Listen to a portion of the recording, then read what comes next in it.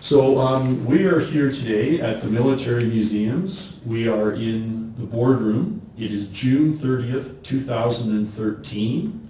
I'm the interviewer, James Baldwin, and on the camera. And today, the veteran from the Korean War we have is Harry Edwards. He was with 1st Princess Patricia's Canadian Light Infantry. And we're going to start off with the first intro question and let Harry go. Now, this is a part 2, so we have another part of the film already filmed on Harry. So this is a part 2. So Harry, if you can just jump in, and if you want to start telling us about... I was with 8th Platoon C Company, 1 Battalion PPCLI. It was, I believe, something like May or June 1952, and our small detachment was off to the left flank of the company, and shortly after we had been there, we were going to be relieved by a company of the U.S. Marine Corps.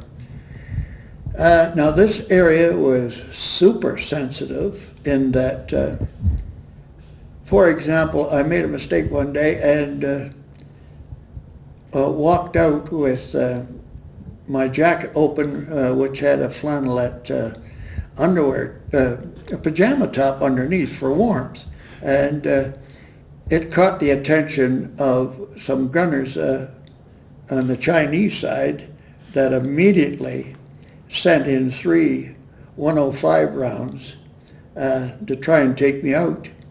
And anyway, that's how sensitive it was. You didn't have to do much to be fired upon. But anyway, the next thing I know, the Lieutenant Richards called me out and he said, "I'm going to leave you behind because we are being relieved by the U.S. Marine Corps." And he said, "I want you to take them around to the position and show them where booby traps are, mines, etc. Any information you could give them to assist them.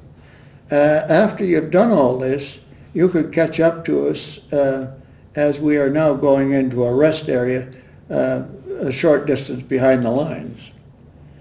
And sure enough, our small detachment was going down off the mountain when the Marines were coming up. Now, we were a ragtag bunch of people. My clothing actually was in rags, from the barbed wire tearing holes in our trousers and in our jackets and so on, and no way of repairing them, really. So anyway, it was amazing to see these Americans come up. They come up in brand new pale green uniforms. Their caps were like they were just come out of a military training base, like a basic training camp. Everything was pressed and starched, and there was no camouflage on the helmets. Oh, by the way, we didn't wear helmets. We wore either a balaclava or a winter cap. Anyway, they come up with their helmets shining, these brand new uniforms, and anyway, I got a hold of their top kick sergeant, and I started to explain where machine gun posts should be, etc. But they already had that expertise. They just looked over the ground and went to this here kind of a pimple sort of thing and started to set up their heavy machine gun. The captain, he kind of stood around and let the top kick more or less ramrod things. So I took him out in front of the wire and started showing him up in the trees the different types of mines, etc., that we stuck and wired up on trees and hooked them to tripwires, etc., on the ground. So anybody sneaking around at night, if they hit one of these, would not only warn us that they were in the neighborhood, it would very likely cause a lot of injuries and possibly death. So anyway, I showed them everything and showed them our lines of fire, our DF tasks for artillery, mortars, etc., and where ours were, where they had set up theirs would be up to them, of course. But anyway, we got to the front of the wire, and there was a bit of a hole through the wires that we made when we were out checking in front of the wire, and we slipped through this here, because you must remember we had rolls and rolls and rolls of barbed wire in front of us, all interlaced. So anyone coming up the hill to attack would be, they'd have to get through about 8, maybe 9 or 10 rolls of concertina before they get ever near our fire positions. So anyway, I got on my back and scurried through the wire, but I had done it day in and day out for a week, so I shot through there like a greased monkey sort of thing. The U.S. top kick, he got in the first layer of wires, he got hung up, he got unhooked, and then he got hung up again. So about 15 minutes later, he finally came out the other side, and the captain at this time was very frustrated because he'd seen how I had moved through, and his top kick, it was a struggle for him to get there. I went to the captain, I said, "Sir, you're going to take a lot of casualties," because I said, as we stand here talking, I said, every one of you people, your machine gunners are standing and they're all pointing, they're standing around with maps in their hand. He said, "Corporal, you've done your job." He said, "Now you can join your unit. Otherwise, you've done your job, get out of here." I said, "Yes, sir." And you didn't salute there because that was a no-no, of course. Anyway, I looked around and I knew what was going to happen. The next day, I went down the hill and eventually I found my group. We were about 1,000 yards behind the front lines there in our rest area. The rest area is, you are always on the alert, of course. You never ever let your guard down, but it's just that it's not as intense as being at the exact front. So anyway, and that night, as soon as it got dark, about 1 a.m, it started, and I could tell from the direction of fire just who was getting it. And sure enough, the next day I heard, through the grapevine sort of thing, 52 dead and wounded U.S. Marines, which there was no call for. Had he not been on his high horse and paid attention to a little lowly corporal who had been there for weeks and months, and there was no call for this here type of casualty list. But anyway, that's the way it worked out. Now I'm in this here rest position, and of course we got to dig new positions and bunkers and so on and so forth. And while I'm doing it, of course, I'm looking through our ammunition supply, which as an NCO I have to do because I make sure that the men are always well supplied. And in our supplies, we not only had shrapnel type grenades, number 36s, we also had 75s, or chemical grenades, which were phosphorus grenades. And I noticed on the canisters, rust.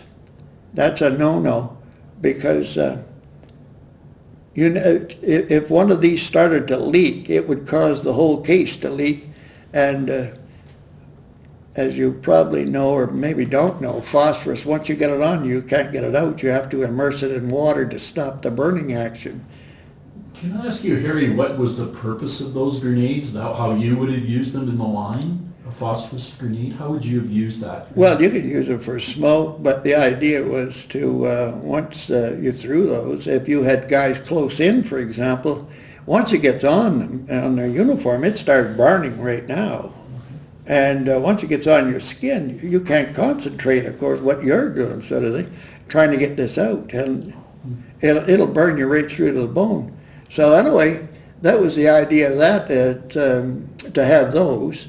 But anyway, while I threw the grenade, the first grenade, that is, phosphor grenade, it landed near a bunch of grass and started the grass afire, causing smoke, drawing attention to our area.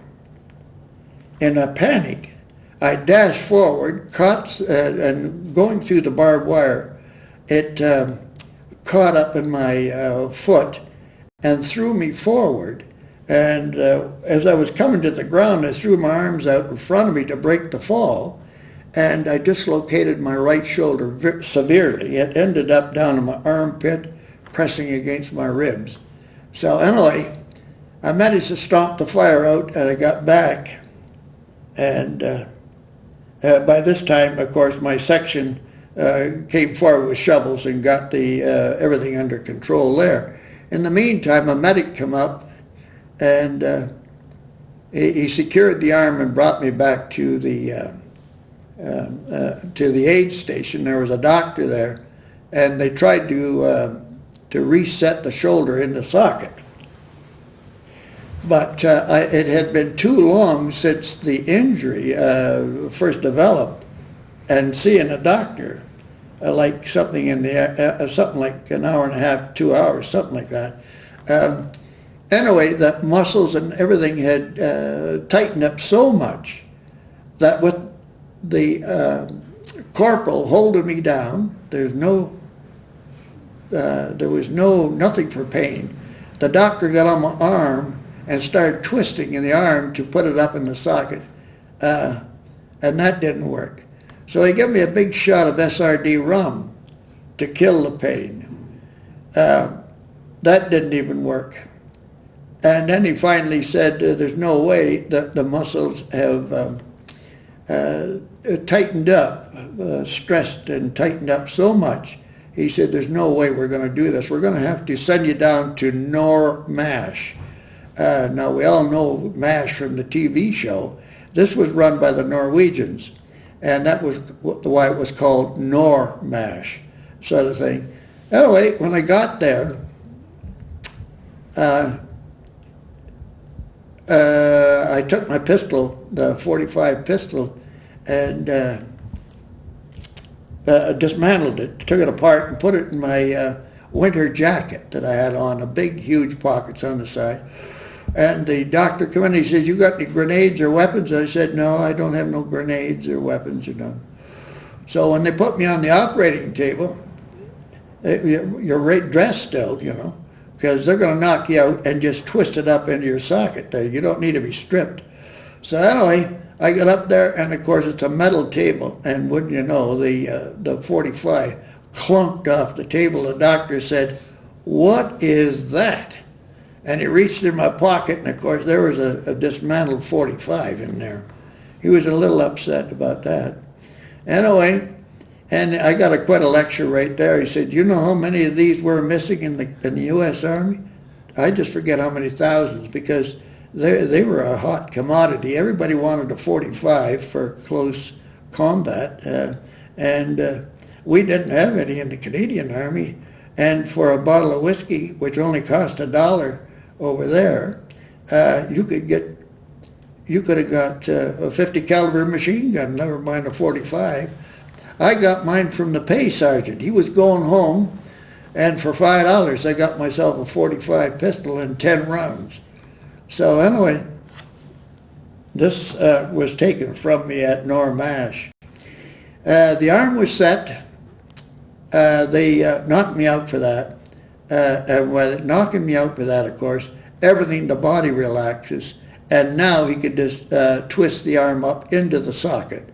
They put a sling on my arm and secured the shoulder, and they put me in a Jeep and sent me over to the Pakis. There's the Pakistani Army Medical Corps fellows, and they did the documentation on me and arranged a vehicle to take me over to the airfield in Seoul. And the Australians had a Dakota that flew back and forth to Japan to Seoul, Korea. So anyway, I now ended up in the hospital in Japan, Curie, Japan, and I was there for, I believe, something like 3 or 4 days in the hospital, and then I was released to the military barracks, where all Canadian troops went after they left hospital, or who arrived from Canada. You ended up at this here holding base sort of thing, and once they got a certain amount of men for a draft, I have no idea what the number was, then, and only then, that you were put on a draft and sent back to Korea. So this, while I was in this here holding base, they said that they needed instructors at Nippon Bera. It's an old Japanese army training camp that was used by the Canadian forces and the UN forces, I should say. And anyway, I was sent there. I don't know. It was about 2 weeks after hospital, but my arm was coming along quite well, and I was sent up there to instruct some of our chaps who have been wounded. Some of them had been burnt and recovered, and but their fighting skills weren't as crisp and sharp as they need to be in order to go back into a frontline position again. So anyway, that was my job, to go through weapon stripping and assembling, and blindfolding the fellows so that they could do it in the dark, and so on and so forth. And then we worked on the ranges and walkthroughs, rundowns, etc., the whole thing, to bring, and they certainly needed it, because many of the chaps, they were very slow and unsure of themselves, and a little hesitant. And I guess they're kind of stressed from their last injuries, and it was kind of like a reluctance that they were trying to work through, sort of thing. So this was an ideal camp, and they had to go there for 7 working days, I believe it was. Now, I got through one batch of PPCLI chaps when the sergeant and I were asked to run a bit of a training course for the Royal Marine Commandos. Their ship had ended up in Japan, and they found out that there was Canadians at Nippon Bera with 3.5 rocket launchers, and they had none of this training. They had the 2.75 rocket launchers, which was quite small. So anyway, they all come up. There was about, if I recall, I don't know, I'm going to just there was about 40 of them, I would imagine, that arrived there. That's just a number off the top of my head. And my sergeant and I got the required weapons and the bombs and everything that we were going to, or rockets, I should say, that we needed for the exercise, and laid out an area for them where we could give them instruction on the weapon, and then the actual firing of the weapon itself. During this firing exercise, after the instruction period, they sent me one of their youngest Royal Marine Commanders. He was a young fellow. He looked like he was a high school kid, really. And the Sergeant Major, their Royal Marine Commando Sergeant Major, was standing nearby, and I picked a young lad there to be the actual shooter on the rocket launcher, and I was going to do the loading to demonstrate to the other Marines with how the chap had to hold the weapon and how I had to insert the rockets and hook up electrical wires, etc., etc. And this young fellow, when I got ready, now this is a live round we're talking about, and he's got it right beside his head inside the rocket launcher, and his imagination has taken over. And he was actually vibrating and not holding the weapon very securely. So I spoke to him and told him to relax and everything, and I spoke to him very cautiously. And I said, okay, now let's try this again. And we went through the proper safety drills, and once again, he was so frightened of this. He was going through the drills, mind you, but he was terrified of the results, you know. So anyway, the sergeant major come over to him, knelt down, and of course I could see why he was a sergeant major. He was like a father talking to a son. There was no raging or nothing. He was just quietly talking to him and saying, you pay attention to the corporal here. He knows what he's doing. He's an expert, etc., etc. And the boy settled down, and we got back to the actual firing of a round. And in the meantime, in the impact area, about, I don't know, I would say maybe 500 yards above the impact area, along the side of a mountain, was a long, narrow path. And there was an Australian unit going along this path in single file. Obviously, they were in the same area there to do field exercises. Well, anyway, where the rocket was to land was to be at the bottom of a cut in a bank, sort of thing. Well, this young fella, he must have closed his eyes and squeezed the trigger, because the round went off at the top of the impact area and knocked over and injured 3 of the Australians that had been walking on the path above. The exercise had to be shut down till they got things straightened out there by the powers to be. And then we got on with that after that, and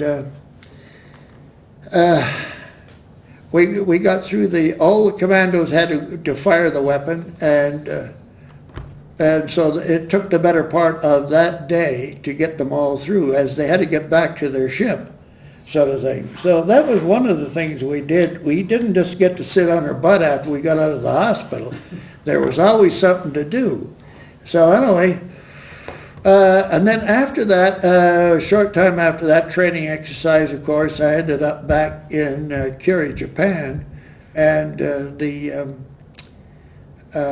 holding base, and I was scooped up along with a bunch of others, put on a train and sent out to Sasebo, and put on another ship and sent over to Busan, Korea. And once again, I got sent to B echelon, and then from B echelon I got sent over to A echelon to be the guard corporal there for General Rockingham, where that was his base at A echelon. A funny thing happened there. My job was to bring the quarter guard down in the evening, at the end of the day, that is, and we would lower the camp colors, and of course Rocky was wearing his uniform or the headgear and the titles of his Second World War unit, and he wore, of course, like a tam o' shanter sort of thing that the Scottish use. Anyway, and he had his own piper. And this guy here was, he had been into the juice, sort of thing. And he come down, so I had my quarter guard mounted. Everybody was in position, and the piper was behind me, and I didn't realize it. The man, because it was none of my affair there, I was going to consider with my quarter guard, not with the piper, because he had his duties to perform.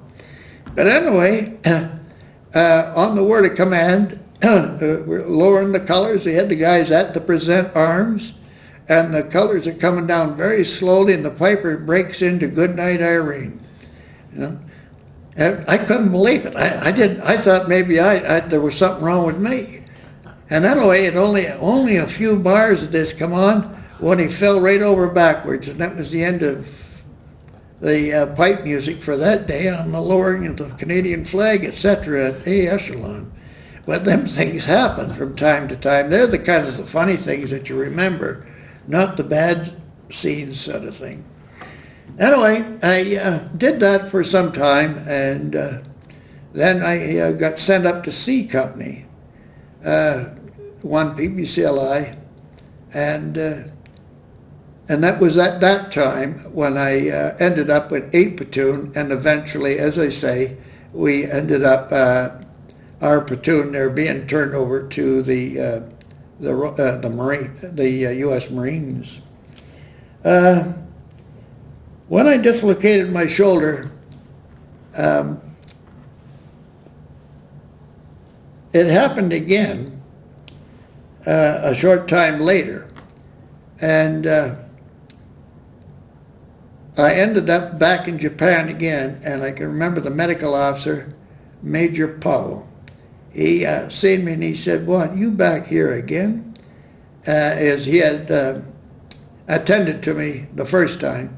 And he said, "That's enough of this." He said, "You're going home." And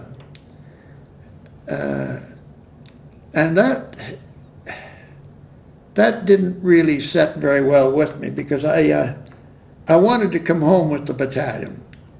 And of course, it was taken out of my hands then. The medical officer is the law. When he said you're going home, that's it. There's no way, there's nobody you can go to fight it, sort of thing. So anyway, I ended up in a U.S. hospital, and once again, after a short time, I was put on an American aircraft flying back stateside, and it was loaded from front to back with litters from the top of the aircraft to the bottom of Americans and Canadians going back. And I ended up on Midway Island in the Pacific. This was quite a thing. I was walking wounded, sort of thing. I had an arm in a sling, and but other than that, I was able to walk around and everything. But the plane had to stop there to refuel and, of course, have a luncheon sort of thing before we took off for San Francisco. So anyway, I was walking around there, and that was it was a Navy base, and the chaps there were in Quonset huts, these young fellas in the Navy, all signal people, and that was their job there, operating the various sets and radars and so on and so forth for incoming and outgoing planes, etc. So anyway, I was walking around, and I spoke to this one young sailor there, and he had been there 18 months at that time, and he was pretty squirrely. And I said, well, you know, and Midway, by the way, there is just a sand spit. And not a whole lot there other than a few palm trees, goonie birds, and this here Air Force station, like tower, restaurant, etc., etc. So anyway, he said, "You want to catch a goonie bird?" And I said, "Oh, yeah. Yeah. You got a funny one on the island, and who's going to talk to me? The funny one." So anyway, I said, "Yeah, sure." I said, "Let's go get a goonie bird then." Now, these goonie birds, you've got to remember, they go to sea, and they don't flap their wings, you know, for hours. They just ride the air currents, but their wingspan is something in the vicinity of about 8 to 10 feet. They're huge wings. And they would land on Midway Island, on this white sand, and there's scrub all over it. And they would have their young there. And then they'd go off to sea to catch fish for the young, but when they come back, they couldn't remember where their young was. So there were dead ones all over the place. And anyway, this here sailor, he said, I'll do it first to show you how we do it. And I said, thanks. So anyway, the idea, he says, you hunker down real quiet. He says, you get behind me and watch.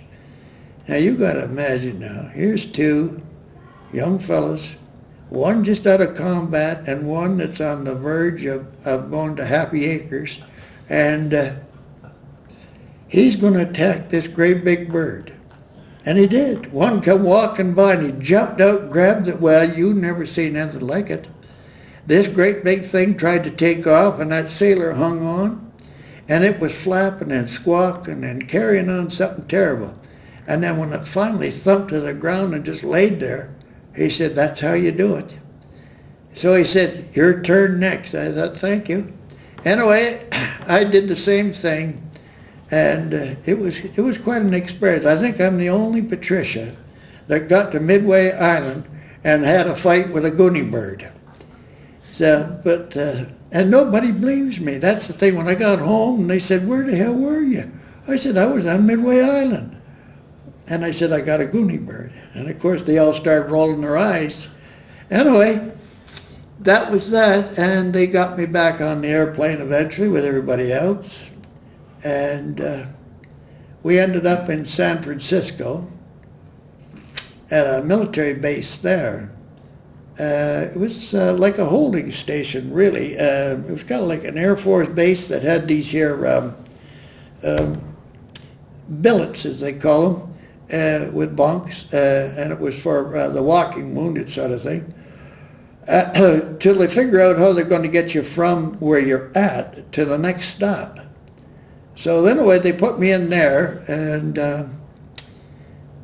I was there for about 48 hours, and they shipped me out by bus to Vancouver. Anyway, that was... Excuse me, Harry, were you the only Canadian? No, there was another chap there from England. He'd come to Canada and joined the Canadian Special Forces. And he'd been gut shot, and he was going home. And him and I traveled together. And once we got to Vancouver, where our next stop was from San Francisco, I never did see him again. He was discharged out of the Army because the wound wouldn't heal. So anyway, let me see. We got to Vancouver, and from there I was put on a train to Calgary, and it was quite an event. When I got to Calgary, there was nobody to meet me at the train station. I got out the train station, I was by myself. I had no money whatsoever, of Canadian money or any other money. I'd just come from a combat zone, for heaven's sake. And I finally took a taxi home, hoping that my wife had enough money to pay for this taxi. Thankfully, she did. When I got there, I had the guy who just waited at the door while I ran in and got some money. She was shocked to see me, to say the least, you know. Anyway, I grabbed some money and paid him, and then, well, that was my Korean experience, really. Once I got home, of course, it was months before I really got to do anything of any, because no battalion was there yet.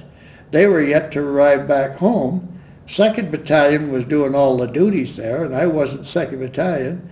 So anyway, I just more or less was sent on leave, and that's all I did was report into garrison and go home, sort of thing, and for several months. And at which time I was put to work in the PPCLI depot with a number of the chaps who have been sent back over the many, many months, and then we formed up the very first PPCLI basic training depot in Curry Barracks. And of course, I just went on with my military career after that. So that was the end of my Korean experiences, sort of thing. When you came back, what was the impression of people about Korea? Do you remember, were they surprised? Did they ask you questions? Were they even interested? No, it was like I'd never been away. Huh? You see, it was so soon after the Second World War, they had a stomach full of wars and people off to wars and coming home and what have you, sort of thing. So this was, and to this wasn't even a war to them. Was there any help for you to adjust a little bit? Did they try to help you to adjust? Did the military try to help you adjust to coming home? No, they didn't do nothing. We weren't given anything. I was just told, just keep reporting, and we get the depot up and running. You're going to be one of the instructors. That was it. But I know I can remember I was in one of the buildings that housed troops, looking out towards the parade square, and I'd been home now about a week, and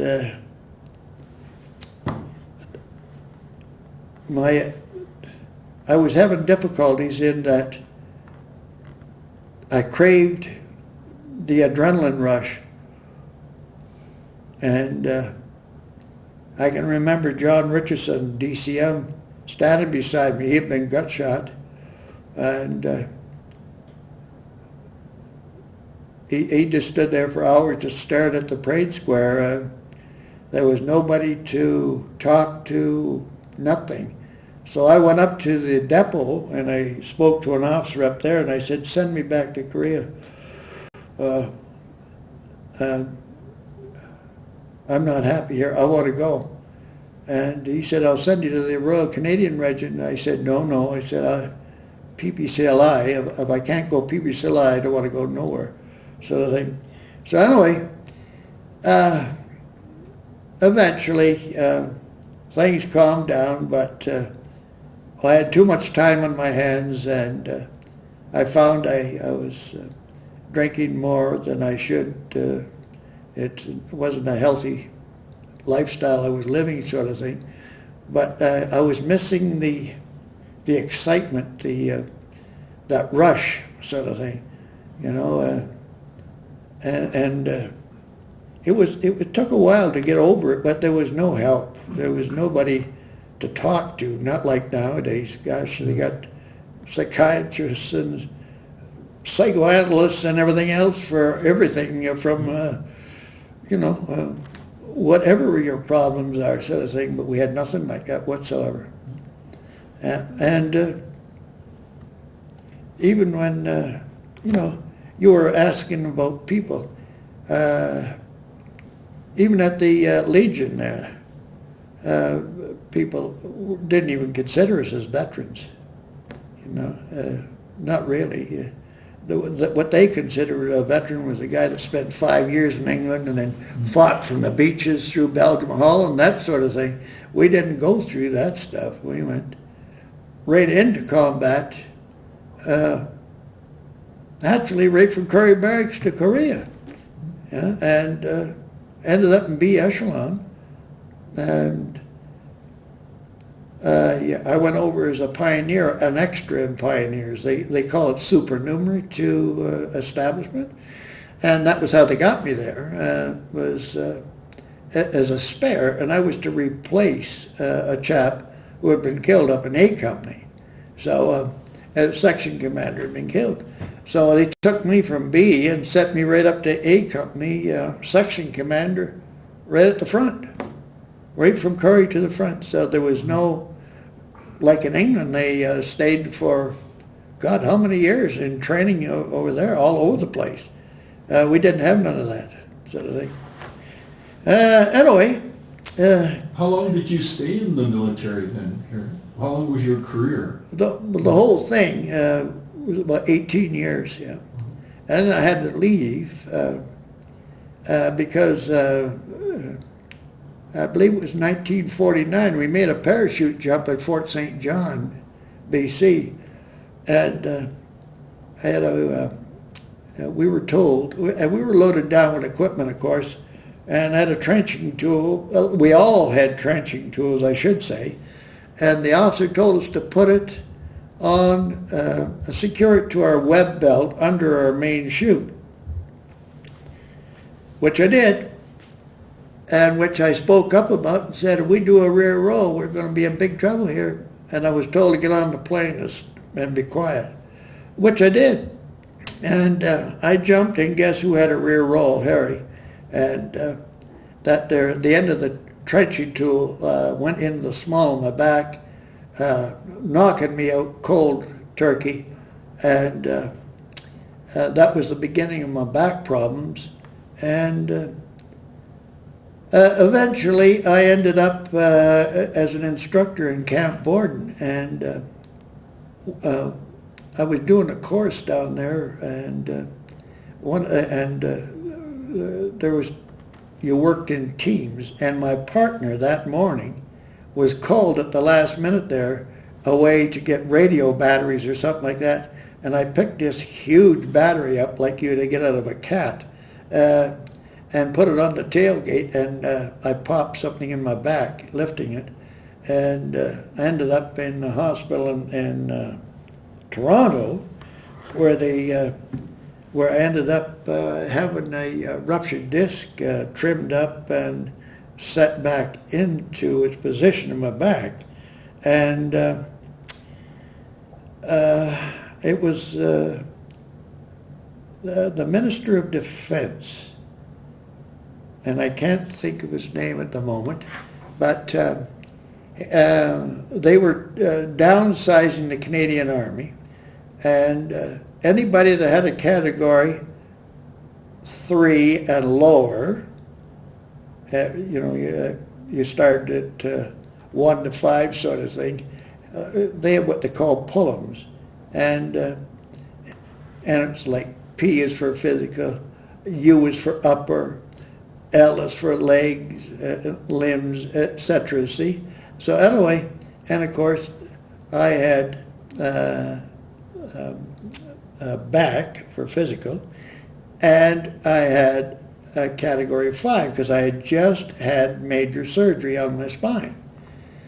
Normally what they do after you have major surgery, be it for a severely broken leg or something like that, they give you 6 months, then they give you a reboard. And most of the time, in 6 months, you're back to using your limb and, normally and that. And they'll bring it, say, from 5 to 4. And 6 months later, you go from 4 to 3 until you work your way up to a 1. Well, I wasn't given that opportunity. Anybody that had this category at this time automatically had to leave the military. This was devastating to me. As I've said before, I don't have a great education. I didn't have a trade of any sort, and I was married and I had a family. So I was, military was all I wanted to ever do. And my plan in my life was when I enlisted was to stay for my 30 years and hopefully be a warrant officer and get a decent pension, and that would be it, sort of thing. But it wasn't to be, and I was put out then, and I missed the military terribly, and the comrades that I had in it, because you get comrades there that civilians don't ever have, especially when you've been in combat with them. You form a comradeship that's with you forever, sort of thing. And I really, really missed this sort of thing. And Civvy Street didn't really turn me on anyway, sort of thing. But anyway, that was about the story of my, short story of my military career, sort of thing. Did you ever join like the Hong Kong Did you ever join the Korean Veterans Association? Oh, I did. Yes, I did eventually. I heard that they were forming a group because the legions really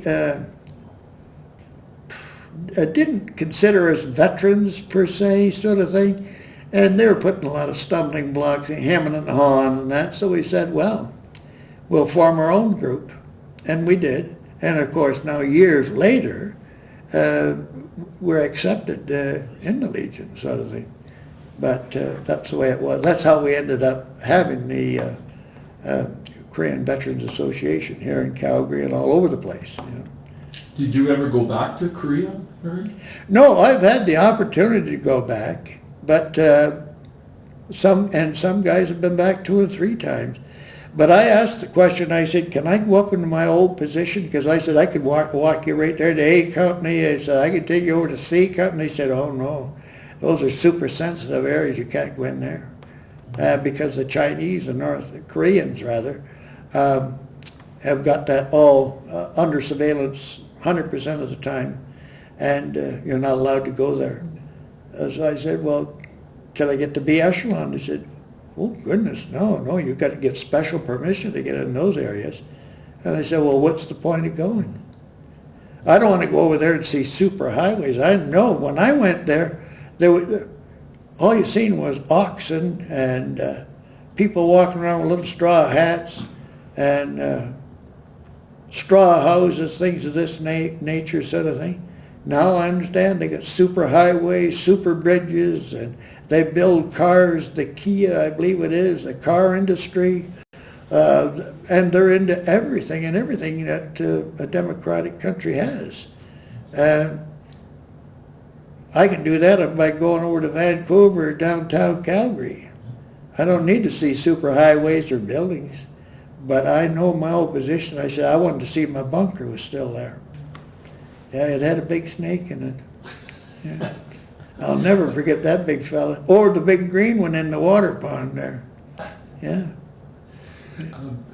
Then you became a volunteer at the museum. Yes. And hosted for your regiment. And do you remember how long you might have been doing that?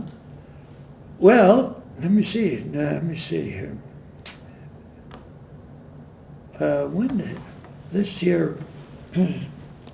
I just got to kind of ponder that here. Now, the museum here opened, and it was it had been open for a while before I become a volunteer here.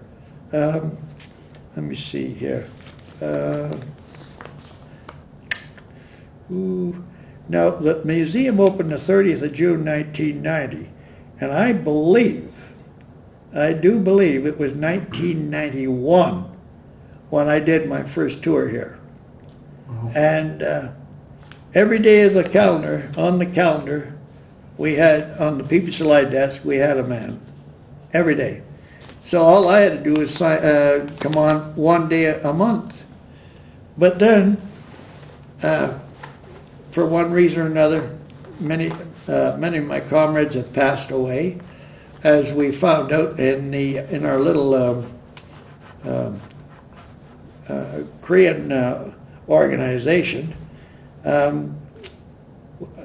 I do believe it was 147 or something like that in the Korean Veterans Association when I went there, full time that is.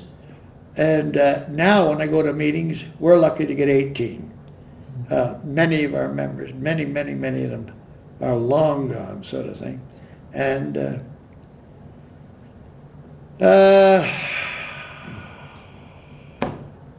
well, that's good. I find it interesting that it's June 30th.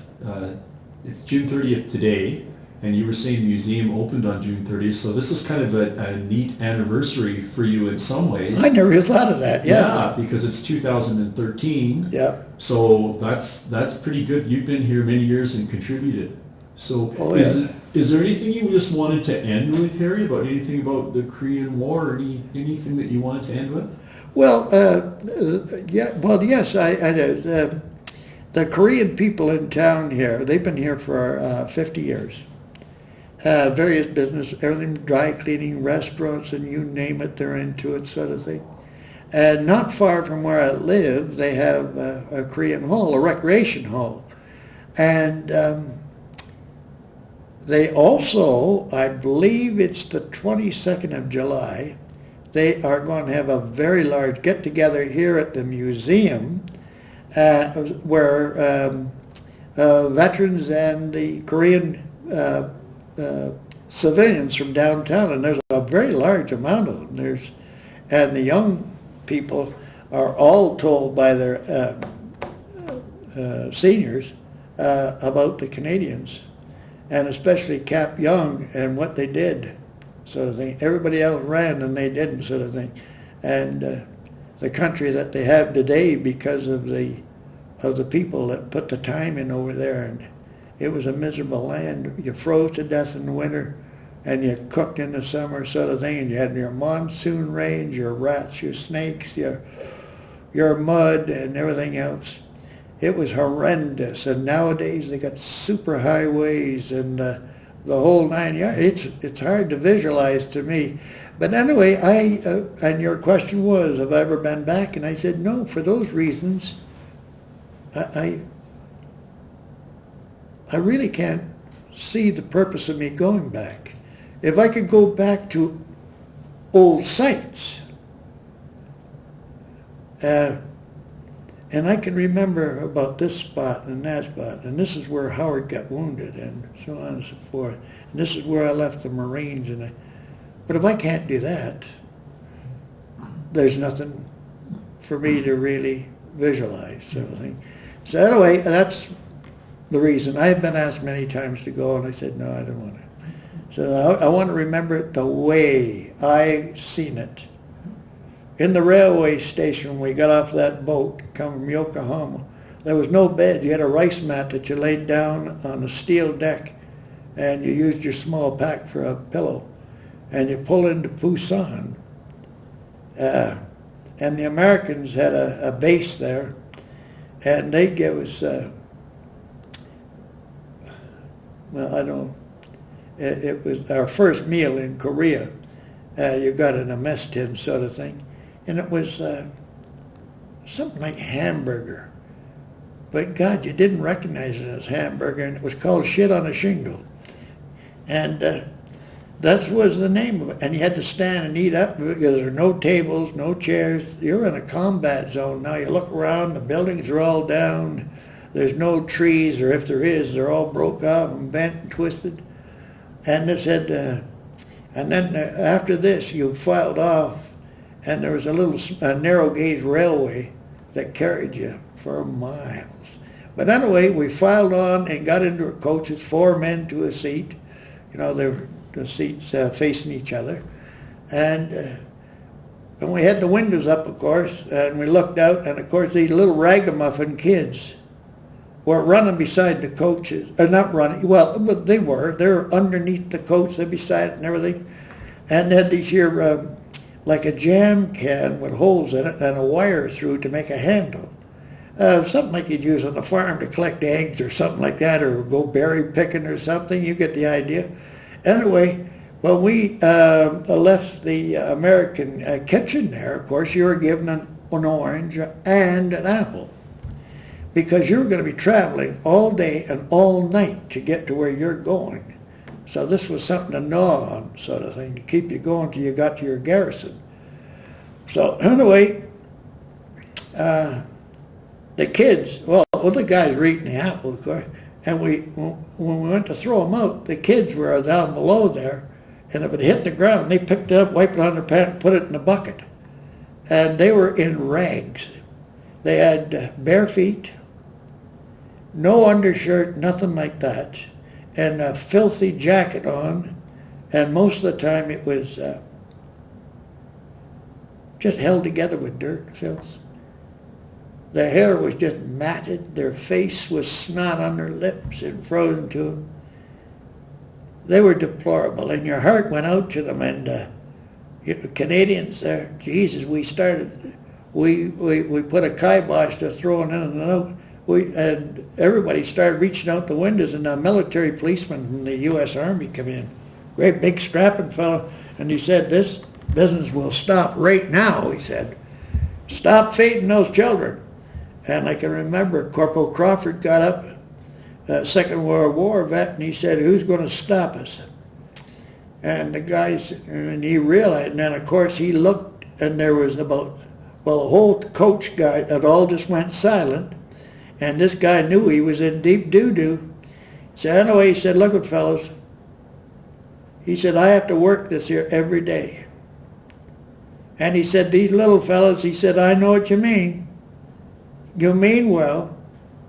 But he said, "You've got to see these little fellas when the train runs over their legs or cuts them in half. And the whining and the crying and the guts all over the place." And he said, "After a while, it gets damn sickening." And he said, "What you're doing is encouraging them to come out and hang around the train coaches." And he said, there's no warning. The train just takes off. And if they're underneath it," he said, "bingo, they're gone." And he said, "I'm not doing this to be angry or mean or anything like that." He said, "I'm just sick of the carnage that goes on here." And with that, everybody, more or less said, yeah, okay. And sat down, and the kids just disappeared like that. It was just like, whew, they were gone. They were understations in little cubby holes and everything else. They lived like animals. Their parents were dead or gone or missing or something. They were on their own, and they did what they could to eat and to survive. That's how I remember Korea. I often wonder how many of those kids lived. I know in one of the hospitals I had in Korea there, I ended up in the hospital there, and when you emptied your mess tin into the garbage can, the garbage can was a galvanized can, just like an ordinary garbage can, but it was scalded out, and you emptied your any of your waste food you didn't want, your porridge, your whatever, eggs, whatever. It all went in The museum will be closing in 10 minutes, and the compound gates will be locked at 4:30. Thank you for joining us, and we hope you return soon. Anyway, and that food was gathered up and brought to the orphanages, and the nuns there would take care of it and feed children. There was hundreds and hundreds and hundreds of kids just walking the street, and there was people there that made crafts. Took beer bottles, for example, and cut them off halfway down, and you ended up with a drinking glass sort of thing. Stuff like that. And they had the kids selling these to anybody. And of course you had combat money called script, and you paid for it like that if you wanted. But anyway, that's the way I shall always remember it. In my head, I could never, ever forget it, sort of thing. In the wintertime, the women cleaning the clothes down at the river by beating it on a rock with a stick in that ice cold water. There was ice all over. They made a hole in the ice to get the water and beating the clothes. And they weren't adequately dressed. Food was very difficult to come by, and so on and so forth. And it's I guess any infantry soldier, once you've been to combat, you never forget. It's always in your head. It's just that you keep it stored away, sort of thing. And maybe it'll come out for something like this on a recording or something. It's not something you're proud of and go around yapping about or talking about. It's just something you did. And we were all very young at the time, sort of thing. And now we're all very old, the ones that are alive, and, with the miseries of old age to boot. But I see my tour today, June 20th, 2013. I just heard the recording telling us it's time to leave. So this is the end of my recording. and that's it. Okay, and I want to thank you so much, Harry, because on behalf of the museum for your service, and that is in the military and also as a volunteer, and I was so happy you chose to do this because I know you were a little reluctant, and you were thinking, well, I really don't have too much of a story here, and well, you have an amazing story, and you're very articulate, and it's just been an amazing experience for me too. So thank you so much. Oh, We'll end it there. my pleasure.